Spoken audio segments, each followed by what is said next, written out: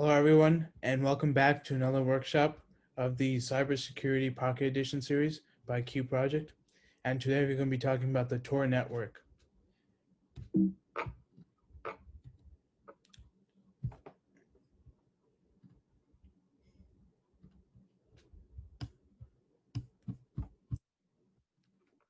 So, what is the Tor Network? The Tor Network is a free and open source software that's usually used for anonymous communication between two or more parties.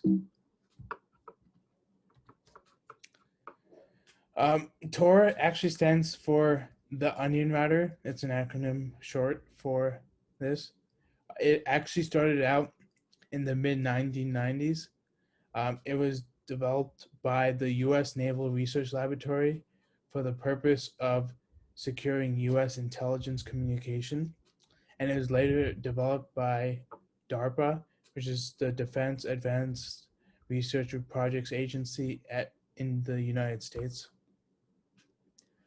Previously, it was used for protecting U.S. intelligence communication, but now it's open for public use and it's used for many different tasks, many different things. They're not all illegal. It does have a bad reputation of hosting illegal, illicit material because it's mostly anonymous, but it's not inherently illegal. There's some legal things such as freedom of speech that it allows, and especially in authoritarian regimes such as maybe China, who doesn't allow stuff like Facebook. And it's not limited.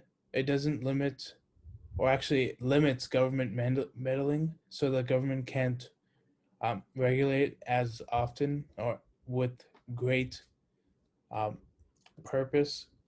Oh, great! What do you call achievability? Um, since publicized in around 202 or 2002, there have been many weaknesses shown, and some were patched and some are not. And who knows, there might be some more weaknesses that come out to light.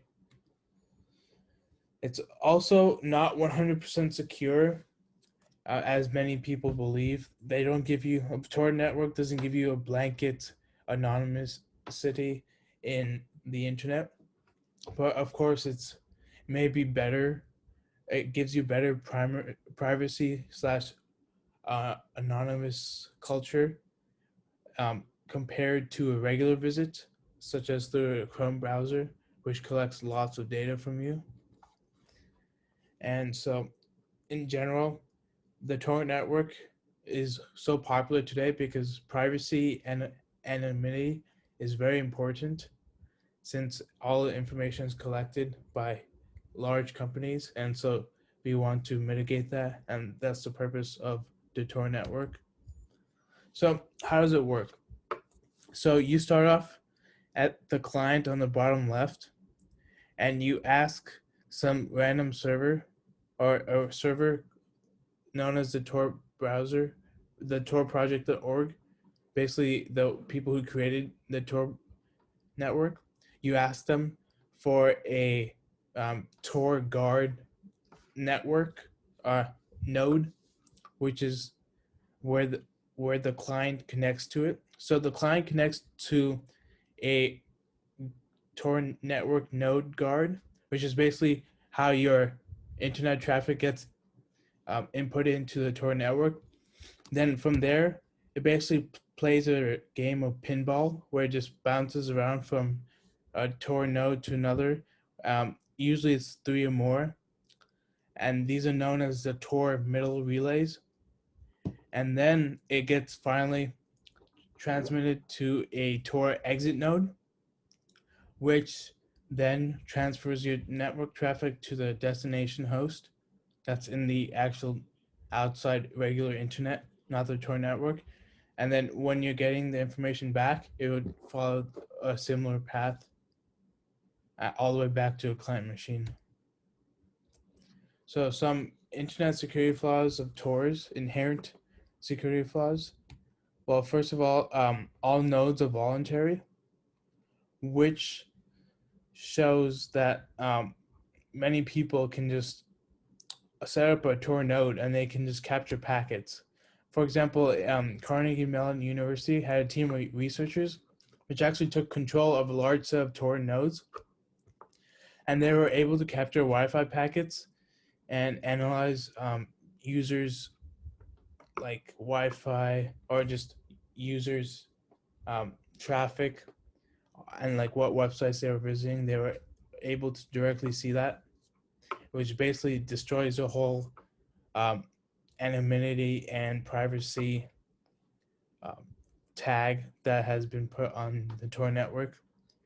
And also, there are lots of malicious Tor nodes out there. So sometimes there's a Tor relay node that might drop your Wi-Fi packets or just return another packet that is not from the website, but return maybe a very bad packet that holds a malware or some kind of worm, and so you can be infected like that. And also, the node endpoints are not as secure as the Tor relays. For example, when you're connecting to the entry node or the Tor guard node, um, the there can be a man-in-the-middle attack from you to the entry to the guard node, as well as from the exit node to the website. There can be any kinds of difference. What do you call? Just another man-in-the-middle attack there. So, as this picture illustrates, where the red arrow shows, that's where it's most susceptible.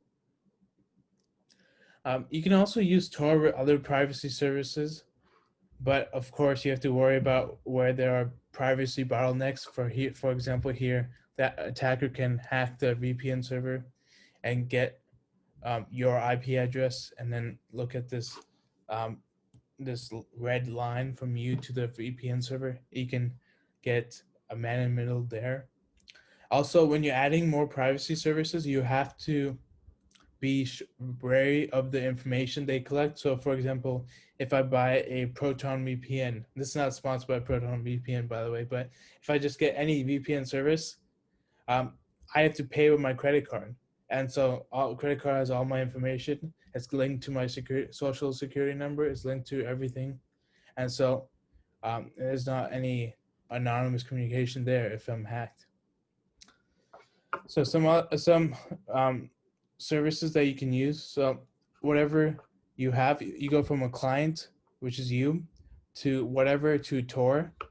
Um, if the X, you can either have a VPN or SSH, and you have to be wary of the VPN and SSH fingerprinting. Basically, all the logs that they keep. Sometimes there's also proxies. You have to be careful about this because proxy communication is not encrypted, and your ISP can see all of that traffic that's going to the proxy. For VPN, the encryption is higher than a proxy, and plus you won't stand out, especially in a set of all regular traffic. For example, there was this one Harvard student who sent out a fake bomb threat using a Tor network. The FBI was able to catch him because he was the only one on the school network using the Tor network. So you have to be pretty careful. Tor, you can stick out like a sore thumb while using Tor. So you have to be wary of your ISP as well. So from you to Tor to some other service, that's a pretty poor plan, but it's often used to like avoid Tor ban in places. For example, you could, if you use a Tor network, you can see that Cloudflare makes you look at images and recaptures are pretty slow. So for this, VPN and SSH can build a profile on all the websites you visit. They can track you down possibly, but more so they can track your habits, internet habits, and often this type of setup requires even more configuration. This is my works cited, and now I'm going to demo the Tor network. So just give me a second.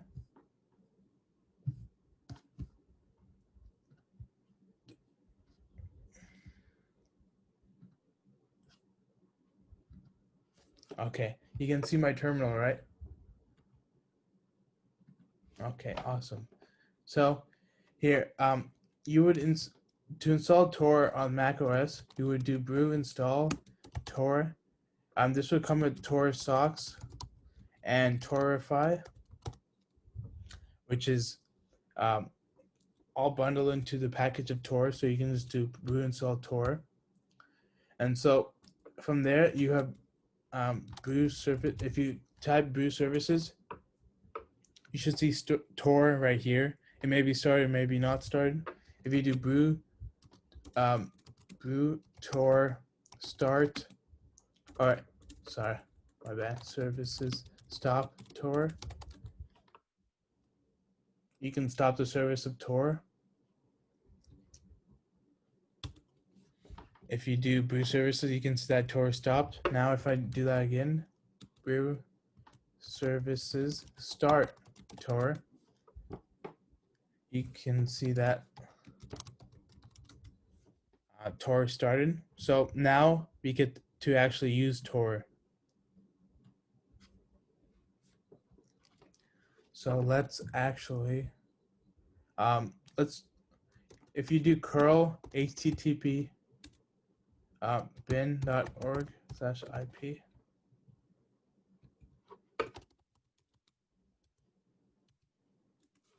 you can see that's my IP address, okay? Now, if you want to Torify, we can Torify the curl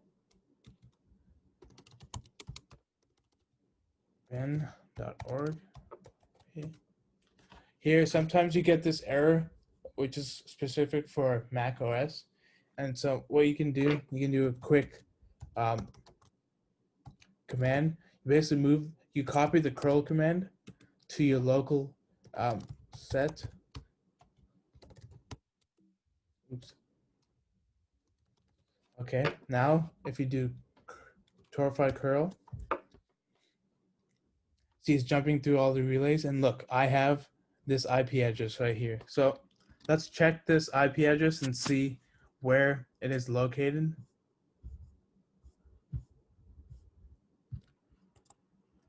So if I go to here, let me share my screen.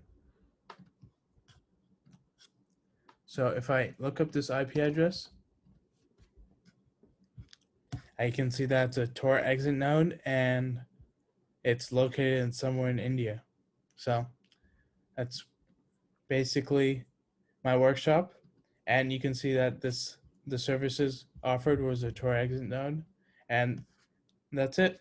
Thank you for coming. And I hope you enjoyed my workshop on the Tor network. So don't forget to like and subscribe.